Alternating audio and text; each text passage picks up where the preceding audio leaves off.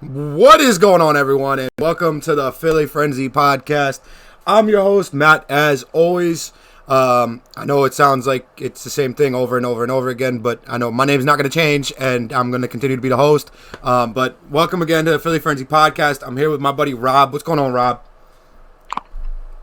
Hanging out, man. Getting ready for interesting conversation here. Hoping to learn quite a bit, actually. All right, so today we have 2K Chris coming on. If you guys don't know who Chris is one of the guys in the community who has these advanced analytics that are out of this world. I've seen some of his work. It's crazy how you could take that, throw it into the computer, and kind of get what he gets out of it. And not only is this something that he does for the 2K community, he also has touched on NBA actual games. I just saw recently when he did the Spurs when Kawhi Leonard had the ball, the probability of passes and the shot and the drive and all of that. So he's definitely breaking down the game, something that as a 2K community we've never seen before. So he's definitely changing the dynamics with that. He's also an ADBA director, and if you don't know, he runs Liquid Pro-Am. The team that's starting to make a run. This 2K came out of nowhere. We're going to get some insight on how Liquid came about because they jumped onto the scene. They had 5 guys, and they started making a run right away. So I'm definitely interested to see how this all came about. So without further ado, Chris is with us. So what is going on, Chris? How you doing, guys? Definitely excited to be on the show. Love the show. Love Matt since my time meeting Matt over when he was the head coach of the Team of Power. Love what the insight and the knowledge that he brings to the game. Definitely been listening to the podcast. I've wanted to jump on in a while, so definitely happy to be here, guys. Thank you for the opportunity. Appreciate the kind words and appreciate you coming on. Absolutely. So, let's just jump right into the analytics. Because to me, that's what. Now, you mentioned to me being a head coach of the Lab Rats last year, and, there's been speculations with me and Lab that I might be returning if that team is brought back. So I kind of want to get into these analytics because this is something that I could be using in the future here. Yeah, the analytics came about. So my full-time job, I am the CEO, very lucky to be the CEO of a biotechnology firm. We provide analytics. Right now, our focus is the MLB. I was a college baseball player myself. Can't disclose the teams, just the nature of my NDA, but we provide the back-end analytics for 4 MLB franchises, and we have been doing that since really the Moneyball era.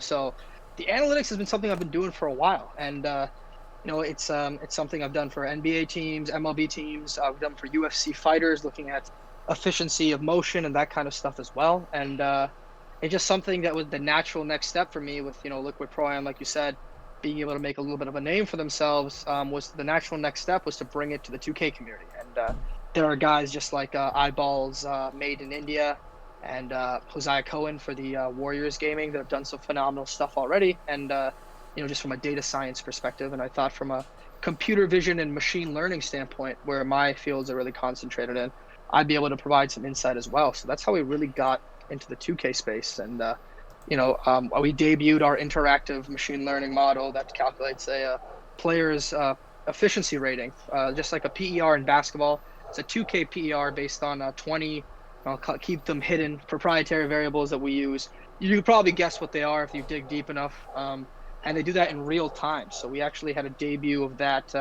on our Liquid Combine, the first game of our Liquid Combine. We were able to debut that and showcase it live on Twitch and have real-time data for these players to be like, hey, how am I profiling? How am I playing? And I think the real bread and butter of it is we're able to see not from like a name perspective, because there's a lot of guys who play with some great talent, but also to be able to see from an objective data standpoint, how does everybody profile? A lot of the times the guys get overlooked because they haven't played on great teams or, are coming back to the 2K community after an extended period away, and they kind of have to start all over again.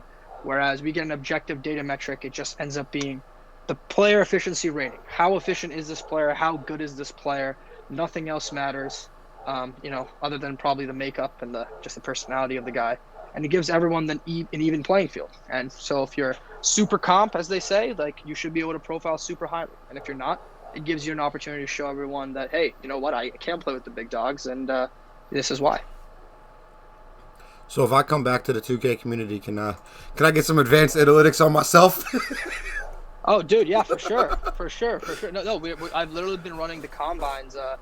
Like I'll have guys stream the game, and I'll set up this computer-based vision model off of their stream, and then it'll just pick up this stuff in real time. So the goal is to get them enough games so we get like a large enough sample size, so we can, you know, kind of just be like, hey, so this is how you did against X, Y, and Z, and this is the things that help you profile as a player, and these are the things that hurt you. And overall, the PER is just a good indicator of if you've got 1,000 players, right? It's a good filtering variable in order to say this is the offensive efficiency somebody had.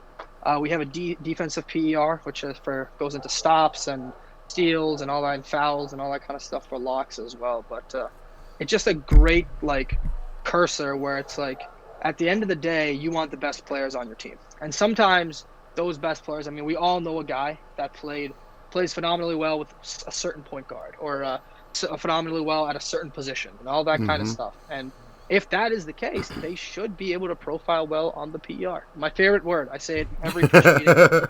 My favorite line I always have in pitch meetings with MLB teams, NBA teams, whatever the case may be: men lie, women lie, scouts lie, players lie, coaches lie, numbers don't lie. And so at the end of the day, if you're really good, you should be able to show that. And that's why I've been rolling that out to the 2K community as well. Because, I mean, look at the draft, right? I mean, talk about the draft. There's so many guys, like look at the outcry that comes out. Hey, like, he hasn't played the whole year.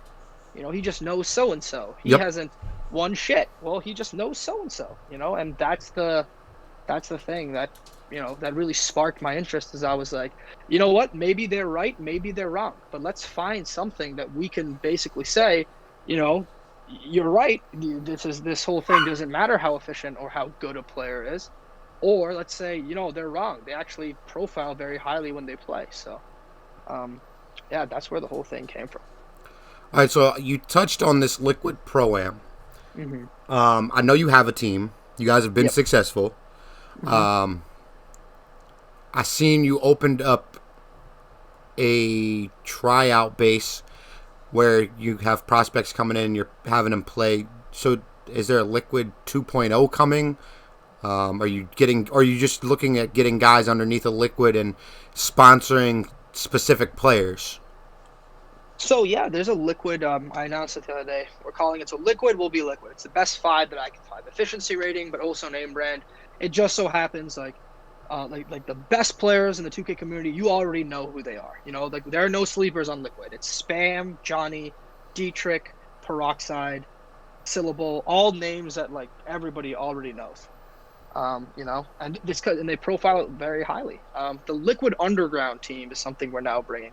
So we're gonna bring a Liquid 2.0 to the Lab Rats tournament, and that is done just through the data analytics.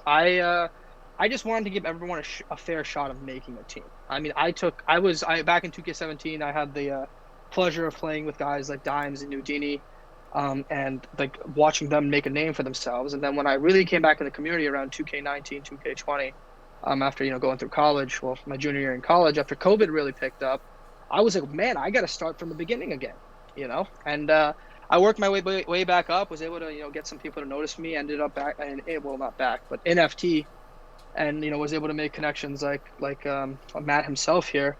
But I just wanted to give everyone a fair playing field of like being able to make a team. And so that's where the 2.0 thing came. It's like the second team is really, it's an experimental team. I have no idea how well it will work. I just know that the players that are going to end up on that squad profile as extremely efficient. And whether or not that translates into wins is what I'm most interested in. And that's what we're going to find out in this 10K tournament. So it's kind of like does PER make that much of a difference when you're putting together a team in the 2K community? So the way I've been doing it is I've just been doing plus or minus like 2 to 6, meaning like if I know a guy is super toxic on the mic and shuts down after 3 stops, like I don't even consider him. But at the end of the day, like I think if there's a big enough difference, you're able to illustrate that big enough difference. For example, and I'll give you a specific example here. I had a point guard. We had this thing, this variable called bait rate, And what bait rate is it's the ability, it's a pass you throw that the defensive player has equal to or greater than a 50% chance of intercepting. So if he's got the opportunity to intercept this pass, you should not be throwing. Whether or not it gets through because you've got Needle Threader on Hall of Fame is not doesn't make it a good read. So being able to use variables like that, we're able to not only see that through the whole game, but I redact stats and variables. Like I've got hundreds of spreadsheets where it's like I have a point guard that his bait rate goes up like 85% in the fourth quarter when there's a close game, because he just gets scared. Like this team's been rotating one way the entire game, and he just falls into those habits and gets a little scared down the stretch, perhaps. So being able to use those advanced analytics as well, where you can actually, it's indicative of a player's not just his game, but also his personality. Does he get a little flighty? Does he get a little scared when, there's chicken on the line? Like that kind of stuff is what I want to be able to see. Because at a certain point, man, like when you get to those tier 1 point guards, they're all good. Cooks and Spam and Johnny and, and Benzo and all those guys, they're all good. They're all efficient. They all play the hell out of the game. But being able to dive into specifics and say, hey, this guy, maybe point guard X throws a lot of bad passes down the stretch, and maybe point guard Y doesn't. And if they profile the same way, then I'm going to go with point guard Y. So is this, I know I'm asking a lot of questions and they might seem like they're running into each other, but is this something like a program that you turn on and you got to do a lot to get it to run, or you just turn it on and you could turn your head and watch a stream and it calculates everything for you? Yeah, so it calculates about 75% of variables for me. So the basic stuff, points, steals, blocks, all that kind of stuff, it calculates for me. Now, the subjective, I call them subjective variables, things like good shot IQ, contest percentages, stuff like that, I manually enter. But because I'm not like, if it's a fast-paced game, I'm not putting in all the variables. I can just focus on 2 or 3 things and have the rest taken care of for me. Rob, do you have anything to ask?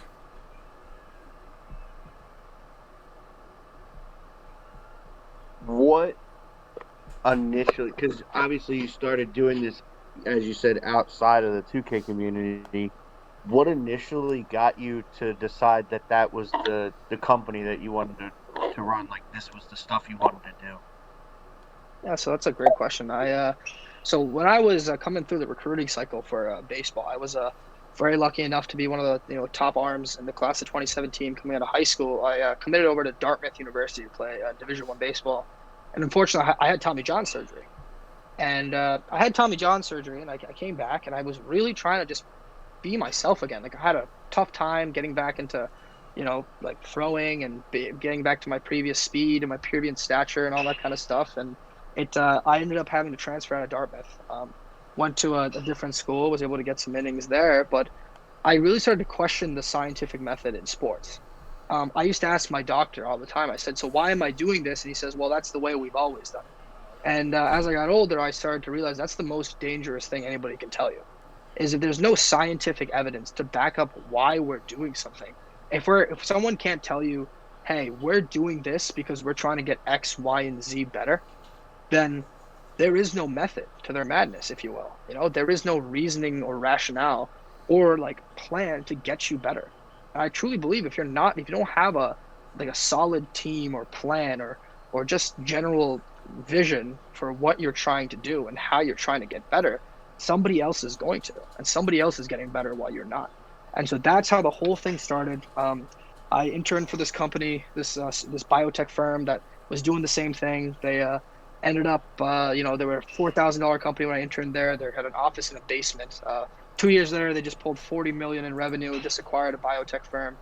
And then I started a company, helped start a company that got $1.8 million in Series A funding, and then started my own company 8 months ago, and was able to do the same stuff. And then I was lucky because the Moneyball, the movie, one of the best, one of the most watched movies of all time now, I guess, came out in 2012, I gotta think. Yes, and that really helped. Yeah, that really helped pave the way for the advanced analytics spectrum in baseball, because it was no longer a secret. So I started reaching out to these teams, and I said, like, you guys are either going to have to get with the program or you're going to get behind, because all these other teams are, are able to like leverage this into a better salary cap standing, better like player analytics, like just across the board, and I like ideologically into wins. So this created this flummox in sports where people were like, we got to get with the program, because if we don't, we're going to get left behind. And so my injury, really, Rob, to answer your question, is what really got me into the space, and it started my questioning, and why are we doing the things that we're doing? And a lot of the times, like, I'd have old coaches or old, general managers or old scouts tell me, oh, well, we don't know. And then I've said, if you don't know, then you don't know how they're getting better. And there's a famous line for the movie Moneyball, and obviously I love it to death because it got me my start, right? And it says, adapt or die. And that's how I view 2K. That's how I view my company. That's how I view life. Like, there are people out there, there are things out there, there are, sectors and industries and companies that are constantly pushing the agenda. And if you're not pushing the agenda, are you going to get left behind is the question, So there's always there's some wolf out there that's hungrier than you. So you got to make sure you're either paying attention to them or doing the same things, because you want to be able to progress just as well as they can. So that's how the whole like analytics and advanced stuff ended up, coming about. Gabe Kapler has to be your biggest fan. Yeah, I mean, there's sometimes you gotta remember, like the Rays last year pulled Blake Snell in the World Series, right? And it automatically had all my clients tell me, "Are you kidding me? They went with the analytics, they went with this, they went with that." I'm like, "Hey, man, we're not guaranteeing it's gonna work. It's like counting cards. That's the best way I can describe it. If you count cards and you go to the casino, you have a 52% chance of winning. There's still a 48% chance you can lose. Now, over a long period of time, you hope that you'll win more than you can lose mathematically, but it's also a possibility that you lose. It's just that 48% of time kicks in every time, So that's the thing. It's like I love it. It's like a little game. It's like who's playing chess while everybody else is playing checkers, right? That's the motto now in sports. With you being this much into analytics, do you think it's changing the game of baseball to players at the plate? Do you think so? Let's just say 100 years ago when Babe Ruth stepped up, it was, I'm getting a fastball, curveball, slider, I just got to be ready for it.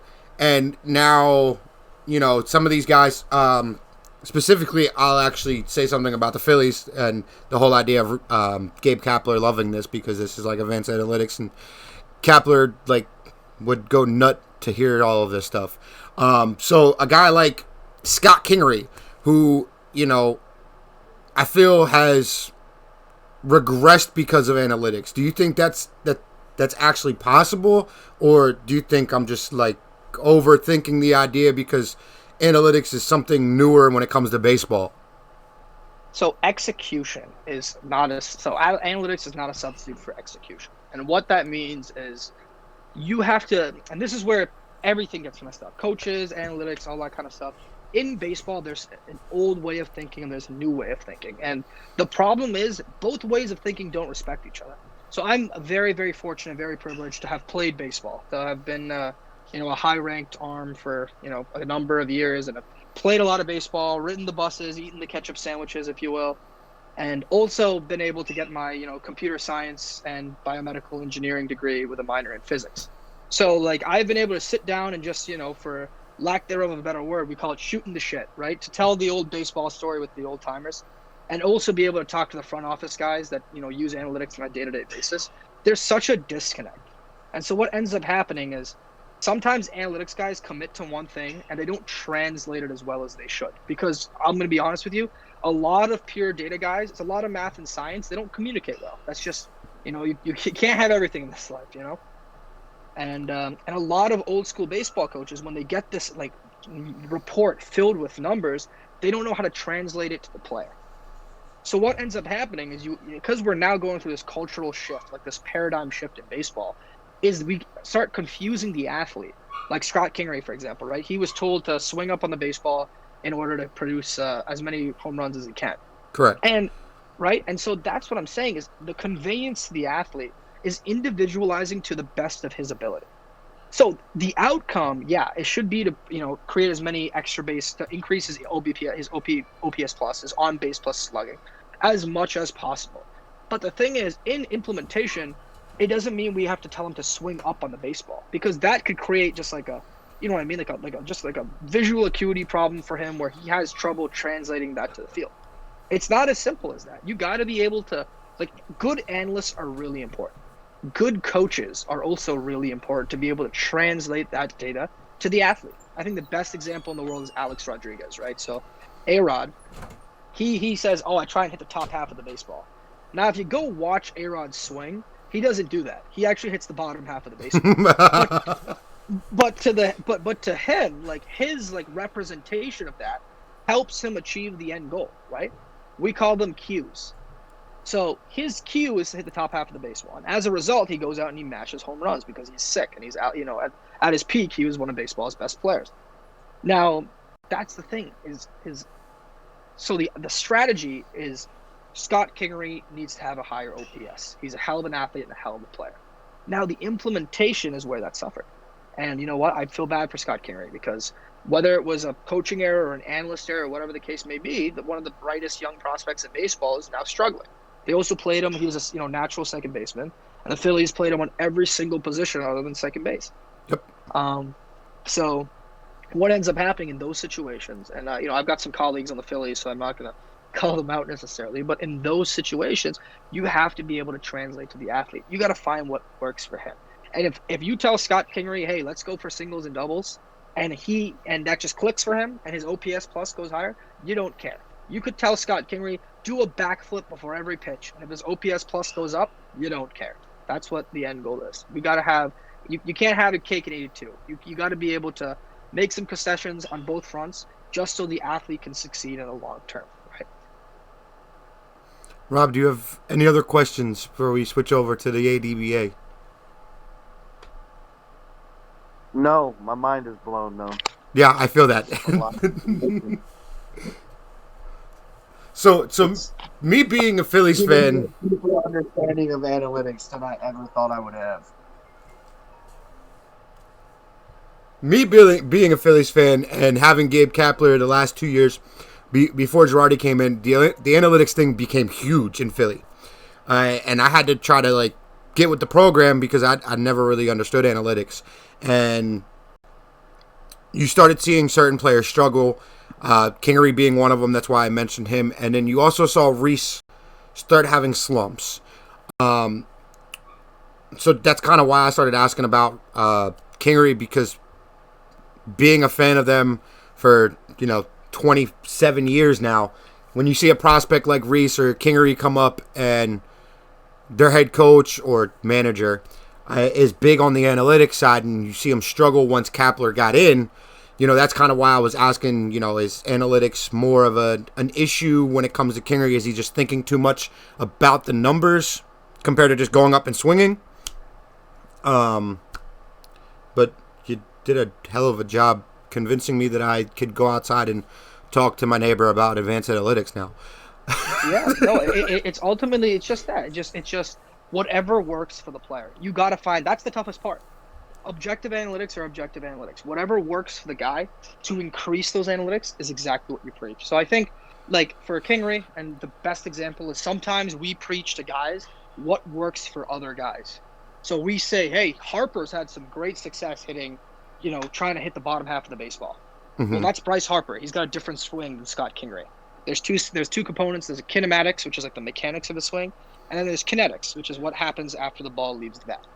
And so in looking at that, people have different approaches to that. They have physically different approaches, different mental approaches, different emotional approaches, and we got to find what works for every single guy. That's where the real coaching comes in. Analyzing should be just giving the coach a report, and coaching is taking that report, saying, all right, these are the objective truths. Let's now translate them to subjective truths for the athlete. I've never heard so many big words in my life. I feel like I'm reading a dictionary and it's talking to me. But let's switch over to ADBA, because I don't want to sit here and just keep talking analytics. Because I know you could probably go all day and I probably walk away and think I have a Jimmy Neutron brain. But this ADBA, this is a newer step for you, correct? I know you met with Lab in Florida. Yep, yeah, we met in Miami. Yeah, definitely a newer step for me. Since the Team of Power, I was thinking, Lab would be a great partner, and yeah, I think I started a little bit over. It's about 2 weeks now, a little over 2 weeks, 2.5 weeks ago. I started as the director of software for ADBA. So, what is your main goal with ADBA? So with ADBA, our main goal, this is gonna sound like some almost like Ponzi scheme stuff, but it's to push the agenda. I know it sounds weird, but what it is with ADBA, we have started to kind of just be able to use some of the advanced functions that I just described in order to find, hey, first of all, to find what the 2K community needs. We have product launches and server analytics we've now set up to be this is what market research indicates the 2K community is wanting. So what we did is we actually scraped Twitter using another computer science tool, and we noticed that people wanted bigger pots. People wanted instant, it's almost like the instant gratification thing. I'm going to sound old when I say it, but it's people wanted smaller tournaments and bigger pots. And so that's exactly what we did. We've got April 17th at midnight, my ADBA plug here. We've got a $10,000 pot tournament where first place gets $5,500, and we're paying out profits all the way to 16th place because that's what the 2K community told us they wanted. For us, having these advanced tools lets us, we don't have to guess anymore. Twitter and social media and all that kind of stuff lets people vocalize how they feel about the community, and it's our job as facilitating members of this community at ADBA. Lab's done a great job of it. I try to do a great job of it. So Josh Blackman, also known as the pre-2FT, is on staff as tournament ops. Terry is the head of operations there. We all do a good job of listening to community. Our job is easy when we listen to what the community wants, and I think that's why recently we've been able to do well for ourselves and have a lot of people push some very positive stuff about ADBA. I'm trying to think of another question for ADBA. All right, let's go over to a different question. I'm going to ask you a question about Liquid and then see if I can come up with something on the fly for ADBA. For Liquid, are you doing a salary team like Lab did with Team of Power, or is that something you're looking into doing, or is that something that's already being in the works? So already in the works. What I'll tell you guys is I was looking into doing a salary team. The problem was, and I'll be completely transparent here, is my point guard and my shooting guard are under 18 years of age. So that was a big thing. Spam obviously is 17, and Johnny just turned 18. At the time we had Pat too, and Jolo, and a guy named Joker. And so the problem was there that we had guys that were underage. Now Zay, who's our lock, is also underage. So I can't salary them without getting around some pretty hefty, child labor rules. But we're trying to work out something with Lab. I wanted them to be able to make money off their likeness, so we were thinking about putting out jerseys, putting out YouTube channel where they would make percentage cuts and stuff like that, getting them paid in some way, shape, or form. So now we're working with Lab to kind of sequence the process where Lab is thinking about having a content house. So we are closing. I'll give you guys a Philly Frenzy exclusive here. We're closing on some real estate in Miami to put some of the winners of some of one of our future tournaments. We're going to do 10K, 25K, and then 100K is the plan. And one of our winners of our future tournaments will hopefully be able to turn into the new Team of Power, the new Lab Rats sponsored squad. And we'll be able to make them, pay all their real estate bills over in Miami, Florida, where they'll be living in some pretty pristine real estate on the water. So right now that's the plan. And that's where the salary team would go. Yeah, I know when we spoke with Lab about a month ago, he wants my ass down in Miami. For me, it's not as easy as just picking up and going. But the content house thing, I know he mentioned something last year about doing a content house, and then this year, if anybody in the stream is watching, if you go to Lab stream on Sundays, you're in church and Lab talks about how he wants this big house with content creating going on 24/7, and that's just the way Lab is. He's full of energy. Getting to work with him, all post draft last year, is something that is a lot different than working with a couple other guys that I've gotten the opportunity to work with in the community. Nobody is as fired up and as excited as he is on a day in and day out basis. We could lose by 40 points and he's going to join the party and say how great he feels.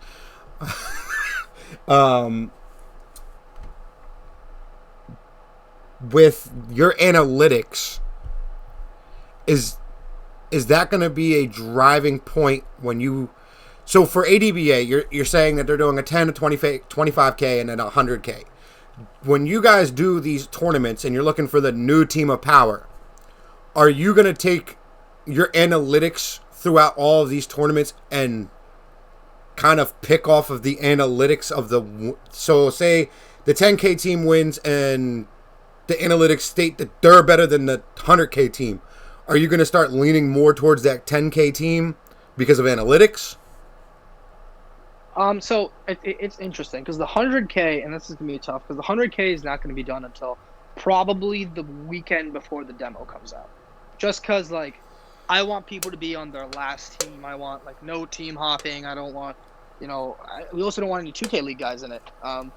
We want this to be, like, the major send-off event, The way, and Lab, the way, like, we've been describing it is, like, it's like spring, it's like summer break. Like, it's like the kids are getting let out of school for and they're gone for 3 months and they feel invincible, right? That's what the 100K is going to be. So it won't be the 100K winners. The analytics side and how we're going to decide on that part is so we're going to be picking, I wouldn't say necessarily based on analytics, but there's going to be a variety of factors.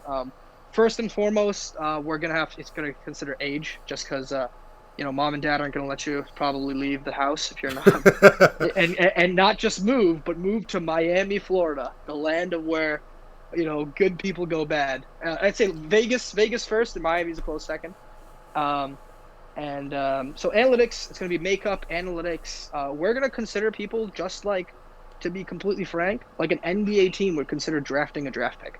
How they profile on and off the court. And yeah, on the court, we'll be definitely using, I'd probably say 50% of it, 60% of it will be analytics. 30% of it will be, communication. And 10% of it is just going to be general makeup, how they take losing, how do they handle themselves, after a loss. Like, we want consummate professionals. That's why, Lab started the non-toxic community. That's why I started Liquid Pro-Am, is being able to find guys that want to get after it but just don't have the opportunity. And that's what that's what a team of power is it's guys that are going to work well together and be able to be professionals while winning. We have a new saying in ADBA. It's like, we're going to beat them. It's an old New York Yankees quote. We're going to beat them and make it look like we were wearing suits. And what that just means is we're going to, we want to beat every other team out there. We want to beat every other league out there, but we want to do it with class. Like, we don't want like any beef or mismanagement or anyone accusing us of everything. We want to just be on good terms with everyone. We just want to do it the right way and leave no doubt in our minds. Go to sleep every night knowing we did everything in our power to pick the best 5 on and off the court, and that's what's going to go into deciding who the new team of power is. All right. Rob, you have any questions?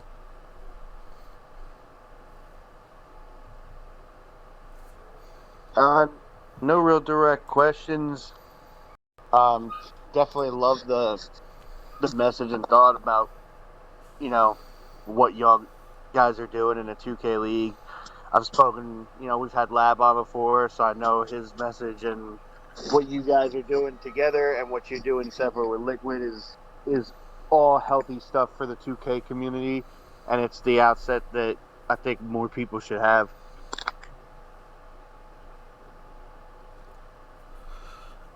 I don't have any other questions. I could flip it. Chris, do you have any questions for us? Is there anything you want to talk about? Yeah, no. What's so with everything we're doing? So what is your guys' take on the 10K, the 25K, the 100K, ADBA, all this kind of stuff? Like, I know there's a new unified Pro-Am association. I'll keep my thoughts about that to myself. I think it's pretty obvious to tell. what my thoughts are, but I'll keep that to myself. What do you guys think about the way Pro-Am is going? Do you guys believe in a unified system with 1 to 4 leagues? Do you guys believe No. in a bigger system? Do you guys believe in tournaments? What exactly do you think is the future of Pro-Am?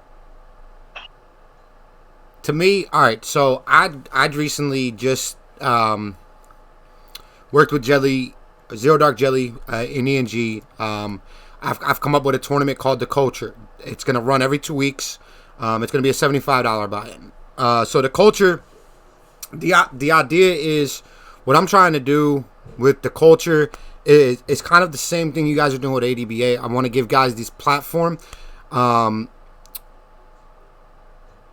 Real quick, let me backtrack. So to me, when it comes to these leagues and tournaments, what I want and why this podcast was quote unquote started was to give these guys a platform to grow themselves outside of the game. And that's why I'm starting my own tournaments. Eventually there may be a league down the line. I want to be able to, so we'll just take Spam for example. Say Spam he comes in, he plays in The Culture, has a great run all the way to the finals, gets to the finals, wins the finals. I want to be able to grab Spam, bring him right onto the show right after that final series, sit down, have a conversation with him, let him be himself on the podcast, allow coaches and scouts, GMs to see who this person is right after a game, even if I can get him on right before a game.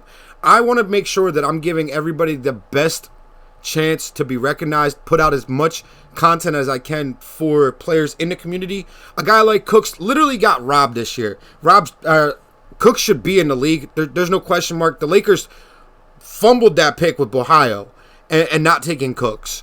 So that's kind of where I am when it comes to, I wish the community would be a little bit more of, let's grab these guys. And, you start seeing some of these leagues and tournaments, I'm not going to name them, the pots start looking 65-35, 70-30.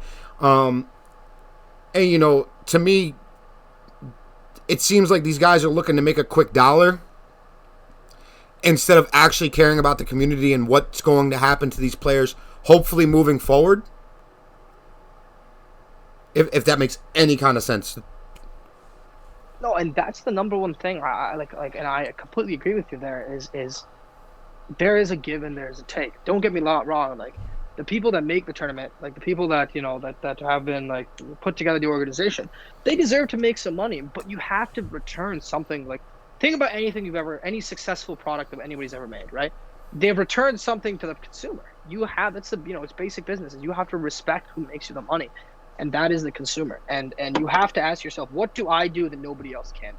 What do I do that nobody else can do, but also helps the player, right? So for me, I'm like, hey, Liquid Pro-Am, why should you play in my combine? Why should you come to my combine and play in it? Well, because whether you make the team or not, I'm going to give you a comprehensive data-driven report that says this is what you did well, this is what you didn't do well. So whether or not you get your sponsorship paid for, you get your leagues paid for, you get some sick jerseys that you can wear on the stream. You get 24/7 access to a concierge. Fun fact: all my guys have 24/7 access to a concierge. So, like, make them dinner reservations, get them kind of stuff. Whether you get the champagne that I send after you win a tournament, all that kind of stuff. Even the worst guy to come through my program, if you will, the Liquid Combine, is going to leave saying, these are the things I need to do to get better. And that's what you have to return to the consumer. You have to elevate them, their brand, their philosophies, their thinking in such a way that you leave them better than you found them. And that's what good tournaments, good people, good members of the community, good systems, good organizations do. I mean, I'll give credit where credit's due. Jelly and Huncho with ENG have been killing it, man. They're giving away chains. Jelly obviously has made amazing videos for years, but he's putting guys in positions to succeed. And look at ENG. Liquid can't beat them to save our lives. It frustrates the hell out of me. And that's what I'm saying, is you return a good product, people see that. People respect that. People love that.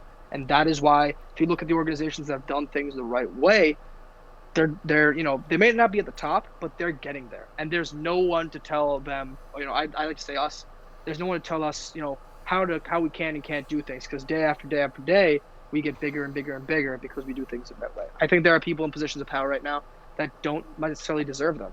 I think they were first to the community, and they're quote unquote old heads and they've been around a long time, but they don't do right by people. And honestly, like it's adapt or die in every sense of the like word, shape, and form.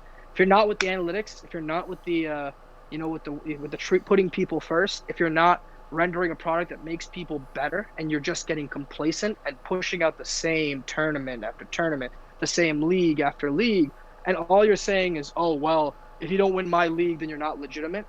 That doesn't matter. You sound like Blockbuster before Netflix came on. You know what I mean? Nothing's gonna hurt us. We run a monopoly on the video market. Well, look what happened. That's what it sounds like for some of these guys that, oh, well, why are you doing these things? Because, and I take it back to this line, why are you operating the way that you are, X league? Well, because that's the way we've always done things. That's a dangerous, dangerous, dangerous thing to hear when you're a 2K player. Because you do things, because, if you're in post-draft right now, guess what? You didn't get drafted.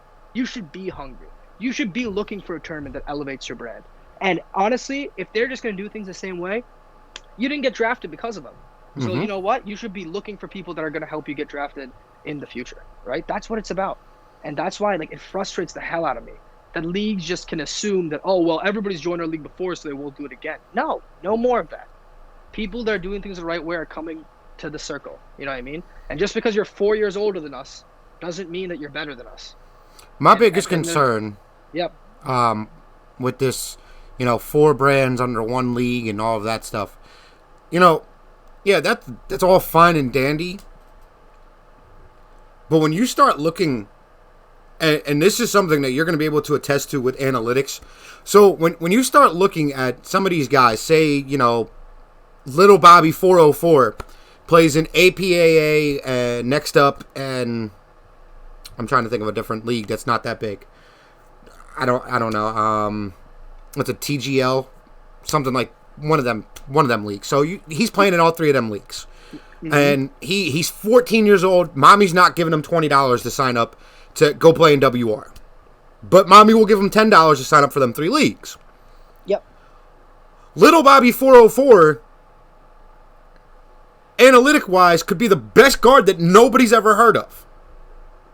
Exactly. So you're going to take away the opportunity for a kid who, is 13, 14 years old, who's trying to make a name for themselves in the community, that doesn't have the income, and tell them you got to play in this specific league to get noticed, and then when you win that league or you win that tournament, it doesn't make a difference at draft time. I don't know where this whole, you need to only win WR, you only need to win this, and you only need to win that. That doesn't make sense, because when you take apart what Cooks did and what Killy did post-draft and pre-draft leading up to this draft, there's no way a GM or a scout could look me right in the face and say, Killy and Cooks didn't do enough. There's no way. And that's the thing, is that's where the advanced analytics come from. Is when I saw Cooks Iverson didn't get drafted. First of all, I lost, in case anyone listening forgot, I lost $1,000 on betting against Cooks Iverson. Just in case everyone forgot. I lost a fan betting against ENG because I was like, Liquid got them. They did not have them. Long story short. I lost $1,000. And no one could stop this guy because he's extremely he's not one-dimensional. No. And then when you see guys that don't profile as well as him, people would always say, oh, they have these strengths and weaknesses, these BS things that they pull up during the draft.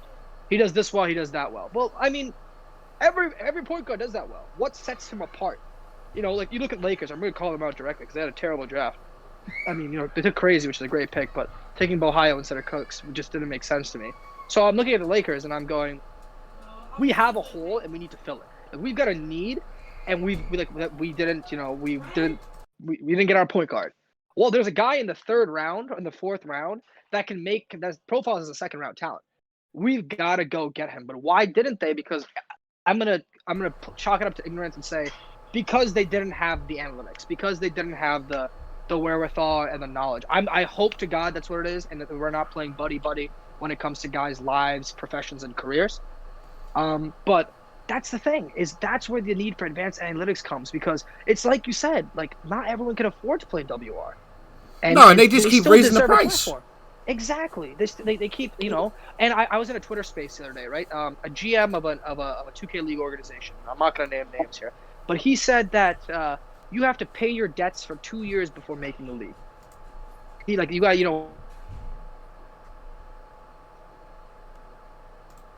they're not going to pick you up for 2 years.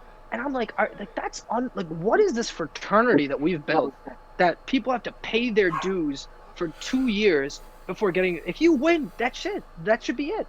It's the old Al Davis line: "Just win, baby." Right? That's all that matters. All that matters is winning. And when you tell guys, when you disincentivize guys by having the pre-draft that Cooks had, that Kylie had, that Idris had, that Larry had, and you disincentivize guys from playing the game, when you show up and you leave no doubt in anybody's mind and you still don't make it, it's not good for the game. It's not good for the community, and that you're gonna start seeing in a happy world. You start seeing the 2K League. What's that word I'm looking for? Somebody starts competing with the 2K League. I know it's not something that's like going to happen overnight where, that's a lot of money to compete with them. But eventually, there's going to be something that comes out that's going to compete with them and have the best of the best players and not just buddy. And I think that's going to hurt them in the long run. No, I think that's the biggest reason why I'm against the tournament format they're trying to set up too, and trying to eliminate all these independent tournaments, because it's going to get real political real fast. If there's only one set of tournaments that matter, then it's going to get even more buddy and political than it is now. Yeah, and that's the thing is we're trying to do at ADBA is $100,000, $25,000, $10,000. This is 2K League money. Like that, in terms of that incentive. But more than anything else, I will make a direct challenge on this podcast right now. I want the 2K League team with the worst record to come play the team of power. What ends up being the team of power. The guys that you snubbed, I want like Lakers Gaming to come play what ends up being the team of power. And we'll put Brett on the line. I'll put my own money on the line. I'm sure we all know Lab will put his money on the line. Yep. and we'll say, let's do a $20,000 wager, a $10,000 wager. And the worst team, the 2K League, I want them to come play the guys that we're gonna take post draft. And I would put as a side bet any amount of money that if we don't win, that it's within a 10-point spread. Because you left guys on the table that are better than what you have now because of someone told you to do something. Because this became about politics rather than wins. And that is not what any league should ever be about. No, I can't agree any more. Like I said, I don't have any more questions. I really appreciate you coming on.